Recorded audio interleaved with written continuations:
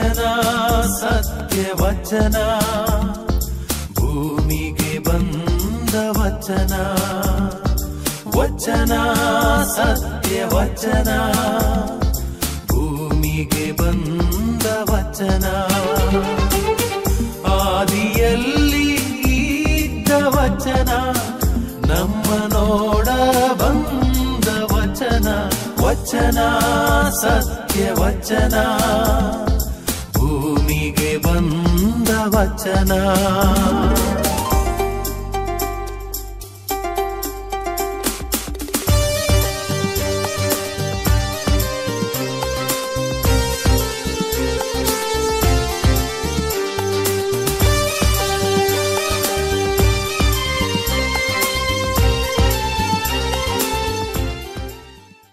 ಪಿತನ ಮತ್ತು ಸುತನ ಮತ್ತು ಪವಿತ್ರ ಆತ್ಮನ ನಾಮದಲ್ಲಿ ಆಮೆನ್.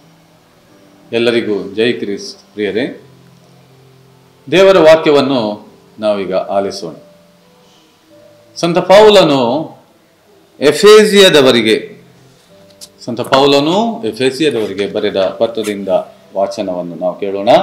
ಅಧ್ಯಾಯ 1 ವಾಕ್ಯಗಳು 7 ಮತ್ತು 8. ಅಧ್ಯಾಯ 1 ವಾಕ್ಯಗಳು 7 ಮತ್ತು 8. ಯೇಸು ಕ್ರಿಸ್ತರು ಸುರಿಸಿದ ರಕ್ತಧಾರೆಯ ಮೂಲಕ ನಮಗೆ ಪಾಪ ಕ್ಷಮೆ ದೊರಕಿತು, ವಿಮೋಚನೆಯೂ ಲಭಿಸಿತು. ಇದು ದೇವರ ಅನುಗ್ರಹದ ಶ್ರೀಮಂತಿಕೆಯೇ ಸರಿ. ಇದನ್ನು ನಮ್ಮ ಮೇಲೆ ಅವರು ಯಥೇಚ್ಛವಾಗಿ ಸುರಿಸಿದ್ದಾರೆ. ಪುನಃ ಒಮ್ಮೆ ನಾನು ಓದುತ್ತೇನೆ.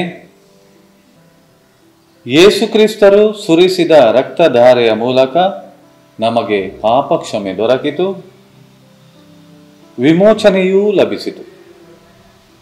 ಇದು ದೇವರ ಅನುಗ್ರಹದ ಶ್ರೀಮಂತಿಕೆಯೇ ಸರಿ. ಇದನ್ನು ನಮ್ಮ ಮೇಲೆ ಅವರು ಯಥೇಚ್ಛವಾಗಿ ಸುರಿಸಿದ್ದಾರೆ.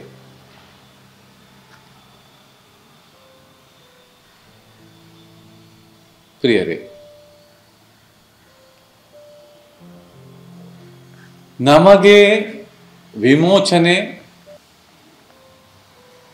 ಅಥವಾ ಬಿಡುಗಡೆ ಮತ್ತು ಪಾಪ ಕ್ಷಮೆ ಅಂದ್ರೆ ನನ್ನ ಪಾಪಗಳಿಂದ ನನಗೆ ಪಾಪಗಳಿಗೆ ಕ್ಷಮೆ ದೊರಕುವುದೇ ಅದೇ ವಿಮೋಚನೆ ಅಥವಾ ಬಿಡುಗಡೆ.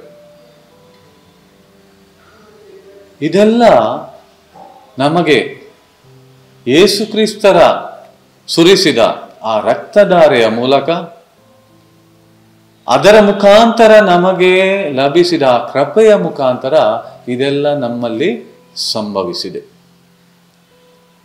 ಮತ್ತೆ ಇದನ್ನು ದೇವರು ನಮ್ಮ ಮೇಲೆ ಹೇರಳವಾಗಿ ಸುರಿಸಿದ್ದಾರೆ, ಯಥೇಚ್ಛವಾಗಿ ಸುರಿಸಿದ್ದಾರೆ. ಇದು ಒಂದು ದೇವರ ಅನುಗ್ರಹದ ಶ್ರೀಮಂತಿಕೆ ಅಂತ ಹೇಳ್ತದೆ. ದೇವರ ಅನುಗ್ರಹದ ಶ್ರೀಮಂತಿಕೆ ಯಾವುದು? ಯೇಸು ಕ್ರಿಸ್ತರು ರಕ್ತ ಸುರಿಸಿ ಅದರ ಮುಖಾಂತರ ನಮಗೆ ನಮ್ಮ ಪಾಪಗಳಿಗೆ ಕ್ಷಮೆ, ಅದೇ ರೀತಿ ಅದರ ಫಲವಾಗಿ ನಮಗೆ ಪಾಪನ ಬಂಧನದಿಂದ ಬಿಡುಗಡೆ, ಸೈತಾನನ ಬಂಧನದಿಂದ ಬಿಡುಗಡೆ, ನಿತ್ಯ ಮರಣದಿಂದ ಬಿಡುಗಡೆ, ಕಾಯಿಲೆಗಳಿಂದ ಬಿಡುಗಡೆ, ಕಷ್ಟ ಸಂಕಷ್ಟಗಳಿಂದ ಬಿಡುಗಡೆ, ಸೈತಾನನ ವಿವಿಧ ಬಂಧನಗಳಿಂದ ಬಿಡುಗಡೆ. ಈ ಎಲ್ಲ ಬಿಡುಗಡೆ ಪ್ರಿಯರೇ ನಮಗೆ ಯೇಸು ಕ್ರಿಸ್ತರು ಸುರಿಸಿದ ಅವರ ಅಮೂಲ್ಯವಾದ ಪಾಪದ ಯಾವುದೇ ಕಲೆ ಇಲ್ಲದ ನಿಷ್ಕಳಂಕ ಬಲಿಯಾದ ದೇವರ ಏಕೈಕ ಕುರಿಮರಿಯಾದ ಯೇಸು ಕ್ರಿಸ್ತರು ಸುರಿಸಿದ ಆ ರಕ್ತಧಾರೆಯ ಮೂಲಕ ಇದು ನಮಗೆ ಲಭಿಸಿದೆ. ಆದ್ದರಿಂದ ಪ್ರಿಯರೇ, ಯೇಸು ಕ್ರಿಸ್ತರಲ್ಲದೆ ಬೇರೆ ಯಾರಿಂದಲೂ ಅಥವಾ ಯೇಸು ಕ್ರಿಸ್ತರಲ್ಲದೆ ಬೇರೆ ಯಾರೂ ಕೂಡ ನಮ್ಮ ಪಾಪಗಳನ್ನು ಕ್ಷಮಿಸಿದವರು ಇಲ್ಲ. ಮತ್ತೆ ಈ ಒಂದು ವಿಷಯ, ಪಾಪಗಳಿಗೆ ಕ್ಷಮೆ ನೀಡುವಂಥದ್ದು ಯೇಸು ಕ್ರಿಸ್ತರಿಂದ ಅಲ್ಲದೆ ಬೇರೆ ಯಾರಿಂದಲೂ ಸಾಧ್ಯನೂ ಇಲ್ಲ. ಏಕೆಂದರೆ ಅವರು ದೇವರ ಏಕೈಕ ಪುತ್ರ. ನಾವೆಲ್ಲರೂ ಆದಾಮನ ಒಳಗೆ ಇದ್ದವರು. ಇಂದಿನವರೆಗೆ ಇನ್ನು ಮುಂದೆ ಕೂಡ ಹುಟ್ಟಿ ಬರುವ ಪ್ರತಿಯೊಬ್ಬರು ಕೂಡ ಆದಾಮನನ್ನು ದೇವರು ಸೃಷ್ಟಿ ಮಾಡಿದಾಗ ಅವರೊಳಗೆ ಇದ್ದವರು. ಈಗ ಈ ಸಮಯದಲ್ಲಿ ನಾವು ಈ ಲೋಕದಲ್ಲಿ ಹುಟ್ಟು ಬಂದಿದ್ದೇವೆ. ನಮ್ಮ ಹಿರಿಯರು ಹಿಂದಿನ ವರ್ಷಗಳಲ್ಲಿ ಹುಟ್ಟಿ ಬಂದಿದ್ದಾರೆ. ಇನ್ನೂ ಕೂಡ ಮುಂದಿನ ಪೀಳಿಗೆ ಹುಟ್ಟಿ ಬರಲಿಕ್ಕಿದೆ. ಎಲ್ಲಿಯವರೆಗೆ ನಮಗೆ ಗೊತ್ತಿಲ್ಲ. ಆದರೆ ಪ್ರಿಯರೇ, ಮಾನವರಾದ ಪ್ರತಿಯೊಬ್ಬನು ಕೂಡ ಆದಾಮನ ಒಳಗೆ ಇದ್ದವನು. ಯಾಕೆಂದ್ರೆ ದೇವರು ಮೊದಲ ಆ ಪುರುಷನನ್ನು ಸೃಷ್ಟಿ ಮಾಡುವಾಗ ನಾವೆಲ್ಲರೂ ಅವರ ಒಳಗೆ ಇದ್ದೆವು. ಆದ್ರಿಂದ ಯಾವಾಗ ಆದಾಮನು ದೇವರಿಗೆ ಅವಿಧೇಯನಾದನೋ ಆಗ ಆ ಅವಿಧೇಯತೆಯ ಫಲ ಮಾನವರಾದ ಪ್ರತಿಯೊಬ್ಬರಿಗೂ, ನಮಗೂ ಅದು, ನಮ್ಮಲ್ಲಿಯೂ ಅದು ಬಂದಿದೆ. ಆದಾಮನು ಅವಿಧೇಯನಾದುದರಿಂದ ಪ್ರಿಯರೇ, ಆ ಸ್ವಭಾವ, ಅವಿಧೇಯತೆಯ ಸ್ವಭಾವ ನಮಗೆಲ್ಲರಿಗೂ ಬಂದಿದೆ. ಮತ್ತೆ ದೇವರಿಗೆ ಅವಿಧೇಯರಾಗಿ ನಡೆಯುವುದಂದ್ರೆ ಅದೇ ಪಾಪ. ಮತ್ತೆ ಈ ಪಾಪದಿಂದ ನಮಗೆ ಬಿಡುಗಡೆ ಯೇಸುವಿನಿಂದ ಮಾತ್ರ ಸಾಧ್ಯ. ಅದನ್ನು ಅವರು ನಮಗೆ ಕೊಟ್ಟಿದ್ದಾರೆ. ಹೇಗೆ? ನಮ್ಮ ಮೇಲೆ ನಮಗಾಗಿ ಪ್ರಾರ್ಥನೆ ಮಾಡಿ ಅಲ್ಲ, ಅಥವಾ ನಮ್ಮ ಮೇಲೆ ಕೈ ಇಟ್ಟು ಅಲ್ಲ ಪ್ರಿಯರೇ, ಅಥವಾ ನಮಗಾಗಿ ತಂದೆಯಲ್ಲಿ ವಿನಂತಿಸಿ ಅಲ್ಲ ಪ್ರಿಯರೇ. ಅವರ ಅಮೂಲ್ಯವಾದ ಪಾಪದ ಕಲೆ ಇಲ್ಲದ ನಿಷ್ಕಳಂಕ ಬಲಿಯಾದ ಯೇಸುವಿನ ಅವರ ರಕ್ತದ ಮುಖಾಂತರ ನಮಗೆ ನಮ್ಮ ಪಾಪಗಳಿಗೆ ಕ್ಷಮೆ ದೊರಕಿದೆ. ನಮಗೆ ವಿಮೋಚನೆ ದೊರಕಿದೆ. ಇದೆಲ್ಲ ಯೇಸುವಿನ ಮುಖಾಂತರ ನಮಗೆ ದೊರೆತ ಕೃಪೆ. ಇದು ದೇವರ ಅನುಗ್ರಹದ ಶ್ರೀಮಂತಿಕೆ. ಅಂದ್ರೆ ದೇವರು, ನಾವು ಯೋಹಾನನ ಶುಭ ಸಂದೇಶ 3ನೇ ಅಧ್ಯಾಯ 16ನೇ ವಾಕ್ಯದಲ್ಲಿ ನೋಡ್ತೇವೆ ಪ್ರಿಯರೇ, ದೇವರು ಲೋಕವನ್ನು ಎಷ್ಟಾಗಿ ಪ್ರೀತಿಸಿದರಂದ್ರೆ ಅವರ ಏಕೈಕ ಪುತ್ರನನ್ನೇ ದಾರಿ ಎರೆದರು. ಅವನಲ್ಲಿ ವಿಶ್ವಾಸ ಇಡುವ ಯಾರು ಕೂಡ ನಾಶವಾಗದೆ ಪ್ರತಿಯೊಬ್ಬರಿಗೆ ನಿತ್ಯ ಜೀವ ಲಭಿಸಬೇಕು. ಯೇಸುವನ್ನು ನಂಬುವವರಿಗೆ, ಯೇಸುವೆ ನನ್ನ ಪ್ರಭು, ನನ್ನ ದೇವರು, ನನ್ನ ರಕ್ಷಕರು ಎಂದು ಯಾರು ಹೃದಯದಿಂದ ವಿಶ್ವಾಸಿಸಿ ಬಾಯಿಂದ ನಿವೇದಿಸುತ್ತಾರೋ ಅವರಿಗೆ ಆ ರಕ್ಷಣೆ ಅದು ದೊರಕುವುದರಲ್ಲಿ ಯಾವುದೇ ಸಂದೇಹವಿಲ್ಲ ಪ್ರಿಯ. ಇದು ಬಹಳ ಅಗತ್ಯವಾದ ವಿಷಯ. ಯೇಸುವೆ ನನ್ನ ಪ್ರಭು, ನನ್ನ ದೇವರು, ನನ್ನ ರಕ್ಷಕರು ಎಂದು ನಾನು ಹೃದಯದಿಂದ ವಿಶ್ವಾಸಿಸಿ ಬಾಯಿಂದ ನಿವೇದಿಸಬೇಕು. ರೋಮನರಿಗೆ ಬರೆದ ಪತ್ರ 10ನೇ ಅಧ್ಯಾಯ 8ರಿಂದ 17ನೇ ತನಕ ನಾವು ಓದಿದ್ರೆ ಪ್ರಿಯರೇ, ನಮ್ಮಲ್ಲಿ ಬೈಬಲ್ ಉಂಟು. ಸ್ವಲ್ಪ ತೆರೆದು ನಮ್ಮ ಸಮಯವನ್ನು ಅದಕ್ಕಾಗಿ ಉಪಯೋಗಿಸೋಣ. ರೋಮನರಿಗೆ ಬರೆದ ಪತ್ರ 10ನೇ ಅಧ್ಯಾಯ 8ರಿಂದ 17ನೇ ತನಕ ಓದಿ ನೋಡಿದ್ರೆ ನಮ್ಗೆ ಗೊತ್ತಾಗ್ತದೆ. ಯೇಸುವನ್ನು ವಿಶ್ವಾಸಿಸುವುದು ಎಷ್ಟು ಮುಖ್ಯ, ವಿಶ್ವಾಸಿಸಿದ್ರೆ ಸಾಲದು, ಬಾಯಿಂದ ನಿವೇದಿಸುವುದು ಎಷ್ಟು ಮುಖ್ಯ, ಮತ್ತೆ ಅವರ ಬಗ್ಗೆ ಪುನಃ ಆಲಿಸುವುದು ಎಷ್ಟು ಮುಖ್ಯ ಅಂತ ಈ ಒಂದು ಕೆಲವೇ 10-11 ವಾಕ್ಯಗಳಲ್ಲಿ ನಮಗೆ ಸ್ಪಷ್ಟವಾಗಿ ತಿಳಿಯುತ್ತದೆ. ರೋಮನರಿಗೆ ಬರೆದ ಪತ್ರ 10ನೇ ಅಧ್ಯಾಯ 8ರಿಂದ 17. ಆದ್ದರಿಂದ ಪ್ರಿಯರೇ, ಯೇಸು ಕ್ರಿಸ್ತರು ಸುರಿಸಿದ ರಕ್ತಧಾರೆಯ ಮೂಲಕ, ಅಂದ್ರೆ ಅವರಿಗೊಂದು ಸಣ್ಣ ಗಾಯ ಮಾಡಿ ರಕ್ತ ಸುರಿಸಿದಲ್ಲ. ಅವರು ಯೆಶಾಯ ಪ್ರವಾದಿಯ ಗ್ರಂಥ ತೆರೆದು ನೋಡಿ 52ನೇ ಅಧ್ಯಾಯ 14ನೇ ವಾಕ್ಯ, ಇಡೀ ನರಮಾನವರ ಮುಖಕ್ಕಿಂತಲೂ ಅವರು ಬಹಳ ವಿಕಾರವಾಗಿದ್ದರು. ಅಂದ್ರೆ ಅವರಿಗೆ ಮನುಷ್ಯನ ರೂಪನೇ ಇರಲಿಲ್ಲ ಅಂತ ಅಲ್ಲಿ ಬರೆದಿದೆ. ಇಡೀ ಎಲ್ಲಾ ಮಾನವರ ಮುಖಕ್ಕಿಂತಲೂ ವಿಕಾರವಾಗಿ, ಅಂದ್ರೆ ಆ ರೀತಿ ಅವರಿಗೆ ಕೊರಡೆಗಳಿಂದ ಹೊಡೆದರು. ಮುಳ್ಳಿನ ಕಿರೀಟವನ್ನು ಅವರ ತಲೆ ಮೇಲೆ ಇಟ್ಟು ಈಟಿಯಿಂದ ಹೊಡೆದರು. ಮತ್ತಾಯನ ಶುಭ ಸಂದೇಶ 27ನೇ ಅಧ್ಯಾಯ 27ರಿಂದ 30 ಓದಿ ನೋಡಿ. ಸುಮ್ಮನೆ ಅವರ ತಲೆ ಮೇಲೆ ಕಿರೀಟ ಇಡ್ಲಿಲ್ಲ, ಆ ಕಿರೀಟವನ್ನು ಇಟ್ಟು ಈಟಿಯಿಂದ ಬೆತ್ತದಿಂದ ಹೊಡೆದರು. ಹೇಗೆ ಆಗ್ಬೋದು ಪ್ರಿಯರೇ? ಆ ಮುಳ್ಳುಗಳು ಎಲ್ಲಿ ಹೋಗ್ತವೆ? ತಲೆಯಿಂದ ಒಳಗೆ ಹೋಗಿ ಮೆದುಳಿಗೆ ನುಗ್ಗಿ ಅಲ್ಲಿಂದ ಹೊರಗೆ ಬರುವಂತಹದ್ದು. ನಾವು ಶಿಲುಬೆಯಲ್ಲಿ ಅವರು ಯೇಸುವಿನ ಪ್ರಾಣ ತ್ಯಾಗ ಮಾಡಿದ ಆ ಪ್ರತಿಮೆಯನ್ನು ನೋಡುವಾಗ ನಮಗೆ ಕಾಣಬಹುದು ಒಂದು 5 ಗಾಯಗಳು, ಪಂಚಗಾಯಗಳು. ಇವತ್ತು ಇದನ್ನು ಕ್ರೈಸ್ತರು ಅಲ್ಲದವರು ಕೂಡ ಈ ಪಂಚಗಾಯಗಳು ಅಂತ ಯೇಸುವಿನ ಬಗ್ಗೆ ಏನು ಹೇಳಿದೆ, ಏನೋ ಯೇಸುವಿಗೆ ಆದ ಈ ಗಾಯಗಳು ಅಂತ ಹೇಳ್ತಾರೆ. ಗಾಯಗಳು ಅಲ್ಲ ಪ್ರಿಯರೇ. 22ನೇ ಕೀರ್ತನೆ ಓದಿ ನೋಡಿ ನೀವು. ಅದರಲ್ಲಿ ಪ್ರತ್ಯೇಕವಾಗಿ 13, 14, 15 ವಾಕ್ಯ ಓದಿದ್ರೆ ನಮಗೆ ಗೊತ್ತಾಗ್ತದೆ. ನೀರಿನಂತೆ ನನಗೆ ಹೊರಗೆ ಚೆಲ್ಲಲಾಗಿದೆ, ನನ್ನ ಎಲ್ಲ ಎಲುಬುಗಳು ಬಿಟ್ಟು ಹೋಗಿವೆ, ಎಲ್ಲ ಎಲುಬುಗಳು ಬಿಟ್ಟು ಹೋಗಿವೆ. ಶರೀರದಲ್ಲಿ ಗಾಯವಿಲ್ಲದ ಜಾಗ ಅವರಲ್ಲಿ ಇರಲಿಲ್ಲ, ಮನುಷ್ಯನ ರೂಪ ಅವರಿಗೆ ಇರಲಿಲ್ಲ, ವಿಕಾರವಾಗಿತ್ತು ಅವರ ಮುಖ, ಒಂದು ಮನುಷ್ಯ ಅಂತ ಹೇಳುವಂತೆ ಇರಲಿಲ್ಲ, ಅವರು ಮನುಷ್ಯನ ರೂಪನೇ ಅವರಿಗೆ ಇರಲಿಲ್ಲ. ಅಂದ್ರೆ ಈ ರೀತಿ ಅವರು ಕಷ್ಟ ಯಾತನೆ ಅನುಭವಿಸಿ ಶಿಕ್ಷೆಗೆ ಒಳಪಟ್ಟು ಪೆಟ್ಟು ತಿಂದು ಆ ಕೊರಡೆಗಳಿಂದ ಪ್ರಿಯರೇ ಎಷ್ಟು ಗಾಯ ಆಗಿದ್ದಿರ್ಬೋದು. ಪ್ರತಿಯೊಂದು ಕಡೆಯಿಂದ ರಕ್ತ, ತಲೆಯಿಂದ ಹಿಡಿದು ಕಾಲಿನ ಬುಡದವರೆಗೆ ಪ್ರತಿಯೊಂದು ಕಡೆಯಿಂದ ರಕ್ತವು ಚೆಲ್ಲಲ್ಪಟ್ಟಿತು, ರಕ್ತ ಸುರಿದು ಬರ್ತಾ ಇತ್ತು. ಆ ರಕ್ತಧಾರೆಯ ಮೂಲಕ ನಮಗೆ ಪಾಪದಿಂದ ಬಿಡುಗಡೆ. ಇದು ಮಾನವರಾದ ಪ್ರತಿಯೊಬ್ಬರಿಗೆ ಯೇಸು ಕ್ರಿಸ್ತರು ಕೊಟ್ಟ ಕಾಣಿಕೆ ಪ್ರಿಯರೇ. ಆದ್ದರಿಂದ ಯೇಸುವೆ ನನ್ನ ರಕ್ಷಕ, ನನ್ನ ವಿಮೋಚಕ, ನನ್ನ ದೇವರು, ನನ್ನ ಪ್ರಭು ಎಂದು ಯಾರು ಹೃದಯದಿಂದ ವಿಶ್ವಾಸಿಸಿ ಬಾಯಿಂದ ನಿವೇದಿಸುತ್ತಾನೋ ಅವನು ರಕ್ಷಣೆ ಪಡೆದಾಯಿತು. ಇದು ಬಹಳ ಮುಖ್ಯ ಪ್ರಿಯರೇ.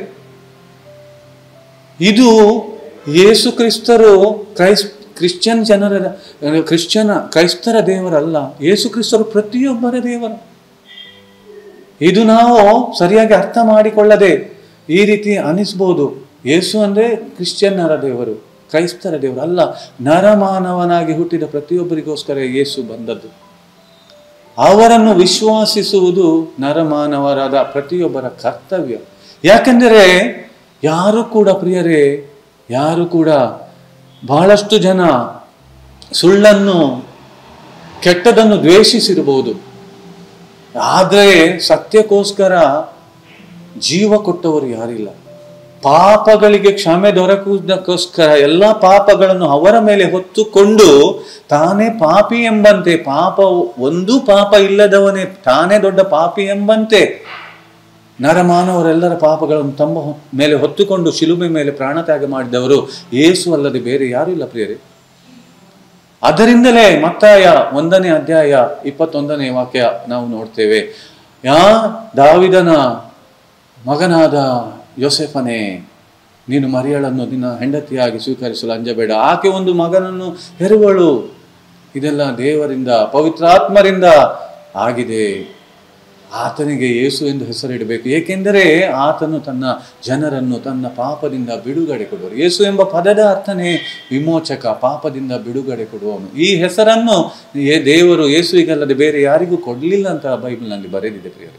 ಆದ್ದರಿಂದ ಒಬ್ಬ ನರಮಾನವನಾದವನು, ನಾನು ಕೂಡ ಒಬ್ಬ ಪಾಪಿ, ಅದಕ್ಕೂ ನನಗೆ ಒಬ್ಬ ರಕ್ಷಕನ ಅಗತ್ಯ ಇದೆ, ನನ್ನ ಪಾಪದಿಂದ ಬಿಡುಗಡೆ ನನಗೆ ಬೇಕಾಗಿದೆ, ಅದು ನನ್ನಿಂದ ಸಾಧ್ಯ ಇಲ್ಲ, ನಾನೇ ಅದಕ್ಕೆ ಪರಿಹಾರ ಪಡೆದುಕೊಳ್ಳಲು ಸಾಧ್ಯವಿಲ್ಲ, ನನ್ನಿಂದ ಸಾಧ್ಯವಿಲ್ಲ, ಅದು ಒಬ್ಬನಿಂದ ಮಾತ್ರ ಸಾಧ್ಯವಾಗಿದೆ, ಯೇಸು ಕ್ರಿಸ್ತರಿಂದ. ಅದಕ್ಕೆ ಕೊಲೊಸ್ಸೆಯವರಿಗೆ ಸಂತ ಪೌಲನು ಕೊಲೊಸ್ಸೆಯವರಿಗೆ ಬರೆದ ಪತ್ರದಲ್ಲಿ 2ನೇ ಅಧ್ಯಾಯ 14ನೇ ವಾಕ್ಯ ಹೇಳ್ತದೆ ಪ್ರಿಯರೇ, ಯೇಸು ಕ್ರಿಸ್ತರು ನಮ್ಮೆಲ್ಲ ಪಾಪದ ಲೆಕ್ಕಪತ್ರವನ್ನು ಶಿಲುಬೆಗೆ ಜಡಿದು ಅದನ್ನು ನಾಶಪಡಿಸಿದರು. ಶಿಲುಬೆಯನ್ನು ನೋಡುವಾಗ ಒಂದು ನಾವು ತಪ್ಪಾಗಿ ತಿಳಿಯುತ್ತೇವೆ, ಅವರಿಗೆ 5 ಗಾಯಗಳಾದವಂತ. ಒಂದು ನಾವು ಎಣಿಸ್ತೇವೆ, ಯೇಸು ಕ್ರಿಸ್ತರು ಇದ್ದ ಹಾಗೆ ಇದ್ರು, ಬಹಳ ಚಂದ ಕಾಣ್ತಾರೆ, ಸ್ವಲ್ಪ ಗಾಯ, ಸ್ವಲ್ಪ ರಕ್ತ ಅಲ್ಲಿ ಇಲ್ಲಿ ಕಾಣ್ತಾ ಉಂಟು ಅಂತ. ಅಲ್ಲ ಪ್ರಿಯರೇ, ನಾನು ಹೇಳಿದಾಗ ಏಷಾಯ 52:14ನೇ ಅಧ್ಯಾಯ, ಅವರ ಮುಖ, ಅವರೆಲ್ಲ ವಿಕಾರಗೊಂಡಿದ್ದಾರೆ, ನರಮಾನವನ ರೂಪನೇ ಅವರಿಗೆ ಇಲ್ಲ ಅಂತ ಅಲ್ಲಿ ಬರೆದಿದೆ. ಆದ್ರಿಂದ ಈ ರೀತಿ ಯೇಸು ಗಾಯಗೊಂಡು ಅವರು ಅದರ ಮುಖಾಂತರ ನಮಗೆ ಪಾಪದಿಂದ ಬಿಡುಗಡೆ ಕೊಟ್ಟದ್ದು. ಯಾಕೆ? ನನ್ನ ಮತ್ತು ಪ್ರತಿಯೊಬ್ಬರ ಪಾಪಗಳನ್ನು ಯೇಸು ಅವರ ಮೇಲೆ ಹೊತ್ತುಕೊಂಡರು. ಯಾವ ಒಂದು ಎಂಥ ಒಂದು ಪರಿಸ್ಥಿತಿ ಅಲ್ಲವೇ ಪ್ರಿಯರೇ? ಯೇಸು ಕ್ರಿಸ್ತರ ಒಂದು ಯಾವ ಪರಿಸ್ಥಿತಿಯನ್ನು, ಅಂಥ ಒಂದು ಅನುಭವವನ್ನು, ಘೋರ ಯಾತನೆಯನ್ನು ಅನುಭವಿಸಿದ್ದಾರೆ. ಈ ಶಿಲುಬೆಯಲ್ಲಿ ನೋಡುವಾಗ ನಮಗೆ ಅದು ಆ ರೀತಿ ಅನ್ನಿಸುತ್ತಿಲ್ಲ. ಯಾಕೆಂದರೆ ಯೇಸು ಕಾಣ್ತಾ ಇದ್ದಾರೆ, ಸ್ವಲ್ಪ ರಕ್ತ ಕಾಣ್ತಾ ಇದೆ, ಕೆಲವೊಂದು ಗಾಯಗಳು, ಮೊಳೆಗಳು ಹೊಡೆದದ್ದು, ಜಡಿದದ್ದು ಕಾಣ್ತದೆ, ಮತ್ತೆ ಅಲ್ಲಿ ನಮ್ಮ ಪಾಪದ ಲೆಕ್ಕಪತ್ರವನ್ನು ಶಿಲುಬೆಗೆ ಜಡಿದದ್ದು ನಮಗೆ ಕಾಣ್ತಾ ಇಲ್ಲ. ಮಾತ್ರ ಅವರು ನರಮಾನವರೆಲ್ಲರಿಗಿಂತಲೂ ವಿಕಾರಗೊಂಡದ್ದು, ಮನುಷ್ಯನ ರೂಪನೇ ಇಲ್ಲ ಅಂತ, ಅವರಿಗೆ ಇದ್ದಿಲ್ಲ ಅಂತ ಅವರ ಶಿಲುಬೆ ಮೇಲೆ ಇರುವ ಪ್ರತಿಮೆಯನ್ನು ನೋಡುವಾಗ ನಮಗೆ ಅರ್ಥ ಆಗುವುದಿಲ್ಲ ಪ್ರಿಯರೇ. ಆದ್ರಿಂದ ಇದಕ್ಕೆ ವಿಶ್ವಾಸ ಮುಖ್ಯ. ಅದು ವಿಶ್ವಾಸ ಬರುವುದು ಹೇಗೆ ಅಂತ ಇಲ್ಲಿ ಸ್ಪಷ್ಟವಾಗಿ ಬರೆದಿದೆ. ರೋಮನರಿಗೆ ಬರೆದ ಪತ್ರ 10ನೇ ಅಧ್ಯಾಯ 17ನೇ ವಾಕ್ಯ. ಆದುದರಿಂದ ಸಂದೇಶವನ್ನು ಆಲಿಸುವುದರಿಂದ, ಶುಭ ಸಂದೇಶವನ್ನು ಆಲಿಸುವುದರಿಂದ ವಿಶ್ವಾಸ ಮೂಡುತ್ತದೆ. ಶುಭ ಸಂದೇಶವು ಯೇಸು ಕ್ರಿಸ್ತರನ್ನು ಪ್ರಕಟಪಡಿಸಿದಾಗ ಕೇಳಲಿಕ್ಕೆ ಸಿಗ್ತದೆ ಪ್ರಿಯರೇ. ಯೇಸು ಕ್ರಿಸ್ತರನ್ನು ಪ್ರಕಟಪಡಿಸಿದಾಗ ಮಾತ್ರ ನಮಗೆ ಕೇಳಲಿಕ್ಕೆ ಸಿಗುವುದು ಶುಭ ಸಂದೇಶ. ಸಾವಿರಾರು ರೀತಿಯಲ್ಲಿ ನಮಗೆ ಕೇಳಲಿಕ್ಕೆ ಸಿಗ್ಬೋದು. ಪ್ರತಿ ಕ್ಷಣಕ್ಕೂ ಎಲ್ಲಿಯೂ ಸಿಗ್ತದೆ. ಮನುಷ್ಯರಿಂದ ಸಿಗ್ಬೋದು, TV ನ್ಯೂಸ್ನಿಂದ ಸಿಗ್ಬೋದು, ನ್ಯೂಸ್ ಪೇಪರ್ನಿಂದ ಸಿಗ್ಬೋದು, ಮತ್ತೆ ಇಲ್ಲಿ ಸಿಗ್ಬೋದು ಪ್ರಿಯರೇ. ನಮ್ಮ ಕೈಲಿರುವ ಮೊಬೈಲ್ನಿಂದ ಬಹಳಷ್ಟು ಸಂದೇಶ ನಮಗೆ ಸಿಗ್ಬೋದು.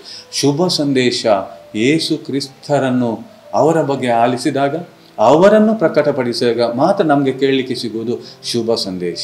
ಅದಕ್ಕೆ ಯೇಸು ಹೇಳಿದರೆ, ಜಗತ್ತಿನ ಎಲ್ಲೆಡೆಗೆ ಹೋಗಿ ಶುಭ ಸಂದೇಶವನ್ನು ಸಾರಿ.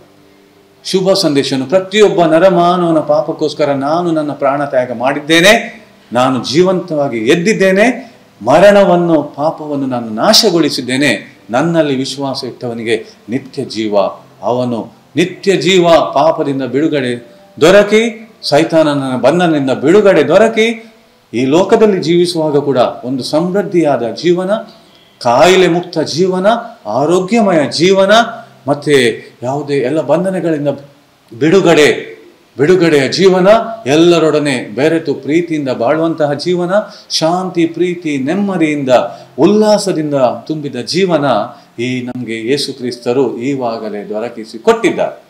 ನಾನು ಆತನಲ್ಲಿ ವಿಶ್ವಾಸ ಇಡುವುದಾದರೆ ಪ್ರಿಯರೇ, ನಾನು ಭಾಗ್ಯವಂತ. ಅದೇ ಸೌಭಾಗ್ಯಕ್ಕೆ ದೇವರು ನಮ್ಮನ್ನು ಪ್ರತಿಯೊಬ್ಬರನ್ನು ಕರೆದಿದ್ದಾರೆ ಪ್ರಿಯರೇ. ನಾವು ತಪ್ಪಾಗಿ ಯೇಸು ಕ್ರಿಸ್ತರು ಅವರ ದೇವರು ಇವರ ದೇವರು ಅಂತ ತಪ್ಪಾಗಿ ತಿಳಿದುಕೊಳ್ಳುವುದು ಬೇಡ. ಆ ಯೇಸು, ನಾವು ನರಮಾನವರಾದ ಪ್ರತಿಯೊಬ್ಬರ ದೇವರು, ಏಕೈಕ ದೇವರು, ಏಕೈಕ ರಕ್ಷಕರು, ನಿಜ ದೇವರನ್ನು ಅವರನ್ನು ಕಂಡಾಗ ಮಾತ್ರ. ಅದಕ್ಕೆ ಯೇಸು ಹೇಳ್ತಾರೆ, ನನ್ನನ್ನು ನೋಡಿದವನು ದೇವರನ್ನು ನೋಡಿದ್ದಾನೆ. ನನ್ನ ಮುಖಾಂತರ ಬರದೆ ಯಾರು ಕೂಡ ದೇವರ ಬಳಿಗೆ ಹೋಗಲು ಸಾಧ್ಯನೇ ಇಲ್ಲ. ನಾನು ಪಿತನು ಒಂದೇ ಆಗಿದ್ದೇವೆ. ಆದ್ರಿಂದ ಪ್ರಿಯರೇ, ನಾನು ದೇವರನ್ನು ವಿಶ್ವಾಸಿಸ್ತೇನೆ, ನಂಬುತ್ತೇನೆ. ಯೇಸು ಕ್ರಿಸ್ತರು ನನಗೆ ಬೇಡ ಅಂದರೆ ನಾನು ನನ್ನನ್ನೇ ಸುಳ್ಳುಗಾರನಾಗಿ ಮಾಡ್ತೇನೆ, ನಾನು ಮೋಸ ಹೋಗ್ತೇನೆ. ಈ ರೀತಿ ಯಾರಲ್ಲೂ ನಡೆಯಬಾರದು ಪ್ರಿಯರೇ. ಯಾಕಂದರೆ ಯೇಸು ಕ್ರಿಸ್ತರು ಅಷ್ಟೊಂದು ನಮ್ಮ ಮೇಲೆ ಪ್ರೀತಿಯನ್ನು ದಯಪಾಲಿಸಿದ್ದಾರೆ. ಅವರ ರಕ್ತದಿಂದ ನಮಗೆ ತೊಳೆದು ಶುದ್ಧೀಕರಿಸಿದ್ದಾರೆ. ನಮ್ಮೆಲ್ಲ ಪಾಪಗಳನ್ನು ತೊಳೆದು ಶುದ್ಧಗೊಳಿಸಿ ನಿತ್ಯ ಜೀವಕ್ಕೆ ನಮ್ಮನ್ನು ಬಾಧ್ಯಸ್ಥರನ್ನಾಗಿ ಮಾಡಿದ್ದಾರೆ. ದೇವರ ಮಕ್ಕಳಾಗುವ ಸೌಭಾಗ್ಯವನ್ನು ಅವರು ದಯಪಾಲಿಸಿದ್ದಾರೆ.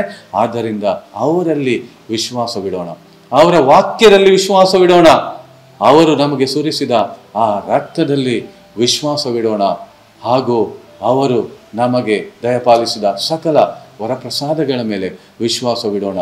ಸಂಶಯವಿಲ್ಲದೆ ಅವರನ್ನು ವಿಶ್ವಾಸಿಸಿ ಪ್ರಿಯರೇ, ನಮಗೆ ಅವರು ದೊರಕಿಸಿಕೊಟ್ಟ ಆ ಪಾಪ ಕ್ಷಮೆ, ಆ ವಿಮೋಚನೆಯನ್ನು ನಾವೆಲ್ಲರೂ ಕ್ಷಣಕ್ಕೂ ಅನುಭವಿಸೋಣ. ಅದರ ಫಲವಾಗಿ ನಿತ್ಯ ಕಾಲಕ್ಕೂ ದೇವರೊಡನೆ ಜೀವಿಸುವಂತಹ ವ್ಯಕ್ತಿಗಳಾಗೋಣ. ಈ ಸೌಭಾಗ್ಯವನ್ನು ಈವಾಗಲೇ ದೇವರು ಅವರ ಏಕೈಕ ಪುತ್ರನನ್ನು ವಿಶ್ವಾಸಿಸುವವರಿಗೆ ದಯಪಾಲಿಸಿದ್ದಾರೆ. ಆ ಸೌಭಾಗ್ಯ ನಮ್ಮ ಎಲ್ಲರ ಆ ಸೌಭಾಗ್ಯವು ನಮ್ಮ ಪ್ರತಿಯೊಬ್ಬರದ್ದು ಆಗಿರಲಿ ಎಂದು ನಾವು ಇವತ್ತು ವಿಶ್ವಾಸದಿಂದ ಪ್ರಾರ್ಥಿಸೋಣ. ಅದಕ್ಕೆ ಪ್ರತಿದಿನವೂ ಬೇಕಾದ ನನ್ನ ಮನ ಪರಿವರ್ತನೆ, ನನ್ನ ಆಲೋಚನೆಯಲ್ಲಿ ಬದಲಾವಣೆ, ಆ ಯೇಸು ಕ್ರಿಸ್ತರು ಮಾಡಿ ತೀರಿಸಿದ ವಾಕ್ಯಗಳಲ್ಲಿ, ಕೆಲಸಗಳಲ್ಲಿ ದೃಢವಾದ ನಂಬಿಕೆ ನಮ್ಮದು ಆಗಿರಲಿ. ಆಮೇನ್.